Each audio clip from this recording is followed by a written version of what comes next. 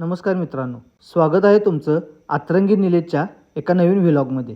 आज सकाळी आवरून मी कोल्हापूरला निघालो आणि तहसीलदार कार्यालयामध्ये काम असल्यामुळं तहसीलदार कार्यालयात आलो। या ठिकाणी कामानिमित्त आलेली भरपूर ओळखीची माणसे भेटलीत। मग मी आलो आपल्या नॅपकिन बुकेच्या राजारामपुरीच्या शॉपमध्ये। मला इथून काही बुके घेऊन कसबा बावड्याच्या शाखेमध्ये द्यायचे होते, ते मी अशा पद्धतीने बांधून घेतले आणि सातारामधून एक ऑर्डर आलेली ती देण्यासाठी सुद्धा असा बॉक्स पॅक करून गाडीला बांधून घेतला आणि तो बॉक्स घेऊन आलो डायरेक्ट पार्सल ऑफिसमध्ये आणि इथे ते पार्सल बुकिंग केलं। त्यानंतर पोचलो थेट कसबा बावड्यात। आज मला किरकोळ खरेदीसाठी गांधीनगरला जायचे होते, त्यामुळे बावड्यातून तशीच गाडी मी गांधीनगरकडे वळवली।